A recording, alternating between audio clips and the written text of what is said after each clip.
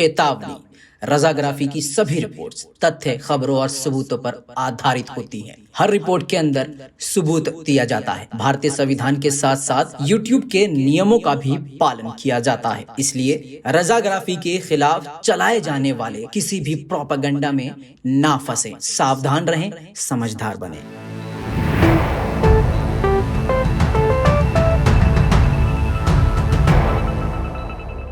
सलाम, नमस्ते, सत श्री अकाल। मैं हूं रजा और आप देख रहे हैं रजाग्राफी। अफगानिस्तान से एक बड़ा अपडेट। पूरी दुनिया में पिछले 12 दिनों से एक खबर बड़ी तेज़ी से वायरल हो रही है। दोस्तों, मैंने आपको बताया था कि मुल्ला ब्रादर यानी तालिबान और हक्कानी नेटवर्क के बीच में झड़प हुई थी, जिसमें गोलीबारी भी हो गई थी। जिसमें आपको बता दूं कि मुल्ला ब्रादर जख्मी हुए थे, गोली लगी थी। जिसके बाद 12 दिन हो गए हैं। अगर आज का दिन भी काउंट करेंगे आप तो 13 दिन हो चुके हैं। और इस 13 दिन के बीच में मुल्ला ब्रादर यानी अफगानिस्तान के दूसरे बड़े नेता पूरी तरह से दुनिया के सामने से गायब हैं, यानी पब्लिक में आ ही नहीं रहे हैं। और कई जगह ये खबरें आ गई कि मुल्ला ब्रादर ख़त्म हो गए, मारा गया मुल्ला ब्रादर। जी हाँ दोस्तों, आपको बता दूं कि अफगानिस्तान के लोगों में ही ये खबर तेजी से घूमने लगी कि मुल्ला ब्रादर मारा गया है। इसके अलावा आपको बता दूं कि ये खबर इतनी तेजी से फैलने लगी कि अब आपस में ही बवाल होने लगा, तालिबानियों में ही फूट डलने लगी, क्योंकि जेन्युइनली मुल्ला ब्रादर 12 दिन से पब्लिक के सामने नहीं आए थे। इसके साथ ही आपको बता दूं कि जब इतना बवाल हो गया तो मुल्ला ब्रादर की एक ऑडियो सामने आई, जिसमें वो कहते हुए सुनाई दे रहे हैं कि मैं सेहतमंद हूं, मैं बिल्कुल ठीक हूं, मुझे कुछ भी नहीं हुआ, यानी मैं जिंदा हूं। सुनिए पहले वो वायरल ऑडियो।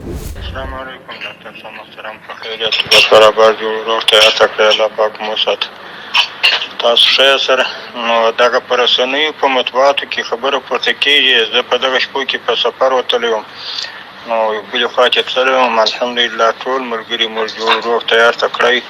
इतना ही नहीं, तालिबान के तरफ से भी एक लेटर हेड पर यह बात बताई गई कि ये झूठी खबरें हैं, ये अफवाह है कि मुल्ला ब्रादर ख़त्म हो गए, मुल्ला ब्रादर बिल्कुल ठीक है। लेकिन सवाल दोस्तों अब यहाँ पर यह खड़ा होता है कि अगर मुल्ला ब्रादर ठीक हैं तो उनका 30 सेकंड का वीडियो भी सामने आ सकता था।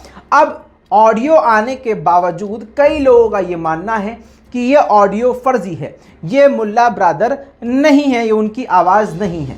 अब सवाल ये भी उठाए जा रहे हैं कि अगर वो ठीक हैं, अगर वो घर के अंदर हैं या ज़ख्मी हालत में भी हैं, तो एक वीडियो मैसेज देने में उनको क्या तकलीफ़ थी? हालांकि इससे पहले वो हमेशा वीडियो में नज़र आते रहे हैं, ये अलग ही सवाल है। अब आगे आने वाले वक्त में ही ये पता चलेगा कि मुल्ला ब्रादर ज़िंदा हैं या ख़त्म हो गए हैं। बहरहाल अगली खबर की तरफ बढ़ते हैं। दोस्तों, इसके बाद आपको बता दूं कि अफगानिस्तान की मदद करने के लिए यूएन ने बड़ा कदम उठाया है। यूएन ने $60 करोड़ का टारगेट रखा है और दुनिया से मांग कर रहा है कि यह रकम इकट्ठा करने में उनकी मदद करे। इस रकम के जरिए वो अफगानिस्तान के आम लोगों की मदद करेंगे। आपको बता दें कि यूएन के मुताबिक 11 मिलियन लोगों को मदद की जरूरत है, जिनके लिए इस रकम का इंतजाम यूएन कर रहा है।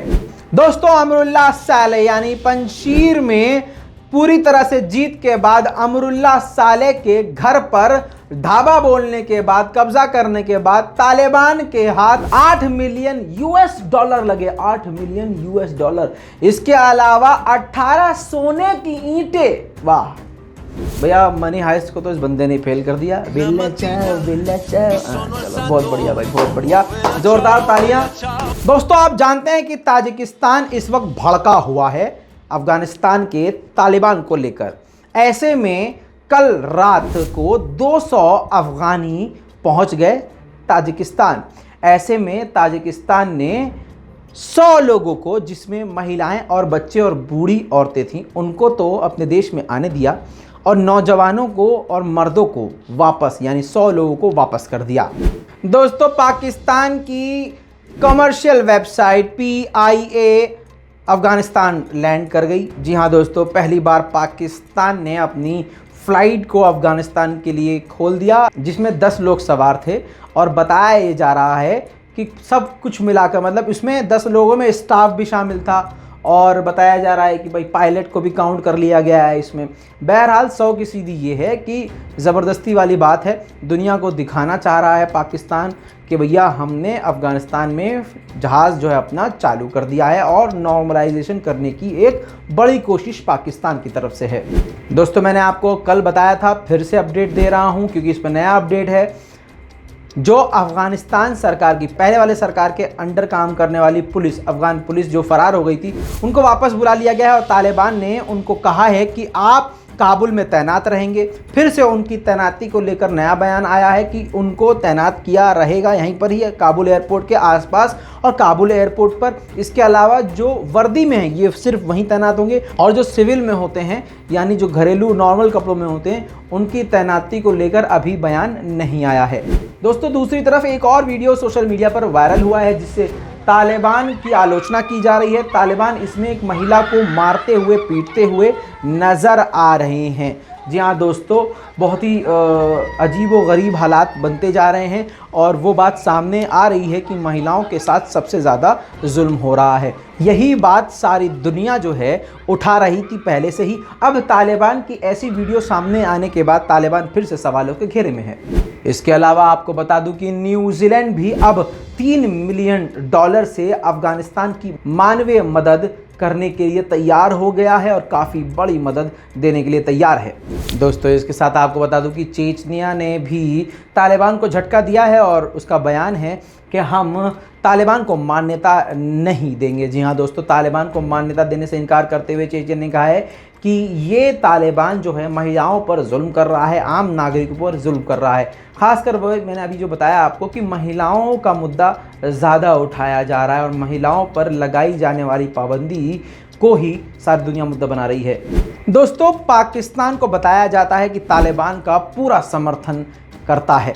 ऐसे में अब ये बात जानना ज़रूरी था कि कितने प्रतिशत लोग पाकिस्तान के तालिबान के साथ हैं। अब रिपोर्ट आपके सामने है। 13 अगस्त से ये सर्वे किया गया था जिसमें बताया गया है कि 55% यानी आधे से ज़्यादा पाकिस्तानी तालिबान से खुश हैं। 25% जो हैं वो खुश नहीं हैं और 20% लोगों ने कोई भी रेस्पॉन्स नहीं दिया है। अब ये रिपोर्ट सोशल मीडिया पर तेज़ी से वायरल हो रही है।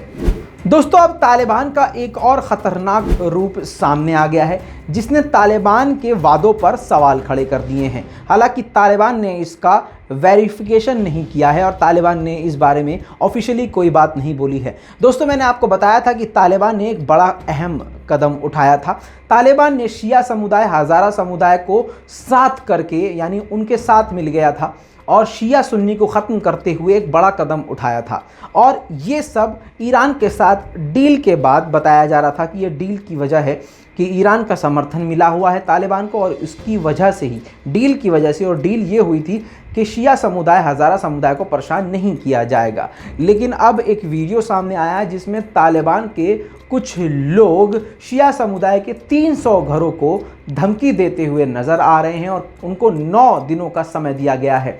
धमकी में उन्होंने कहा है कि अगर 9 दिनों के अंदर तुम लोगों ने या शिया समुदाय के लोगों ने अपने घरों को नहीं छोड़ा तो उसके बाद उनके ऊपर जो कुछ होगा उसके ज़िम्मेदार वो ही होंगे और फिर वो उसको जुल्म और सितम, कत्ल खुरेजी ना कहें क्योंकि हम 9 दिन का टाइम तुम्हें दे रहे हैं। सोशल मीडिया पे उनका ये वीडियो वायरल हो रहा है और अब काफ़ी सवालों के घेरे में फिर से तालिबान आ चुका है।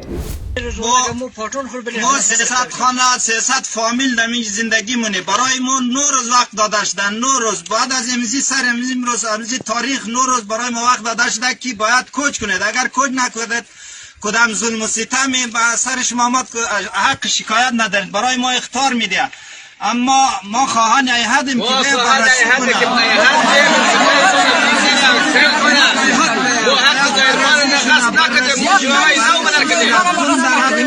दोस्तों ये वीडियो बड़ी तेज़ी से वायरल हुआ है। हालांकि तालिबान ने इसके बारे में कोई पुष्टि नहीं की है। बताया जा रहा है कि तालिबान में ऐसे बहुत सारे लोग हैं जो कि अपनी मनमानी चला रहे हैं, जो आपस में ही तालिबान की ही सोच के खिलाफ कहीं ना कहीं नज़र आ रहे हैं। बताया जा रहा है कि ये ग्रुप ऐसे ही तालिबान का बिगड़ा हुआ यानी तालिबान की ही बात ना सुनने वाला ग्रुप है। इस पूरी रिपोर्ट पर आपकी क्या राय है? अपनी राय कमेंट में ज़रूर लिखिएगा। लाल बटन दबा के चैनल को सब्सक्राइब कर लीजिएगा। मैं हूं रज़ा और आप देख रहे हैं रज़ाग्राफी। जय हिंद।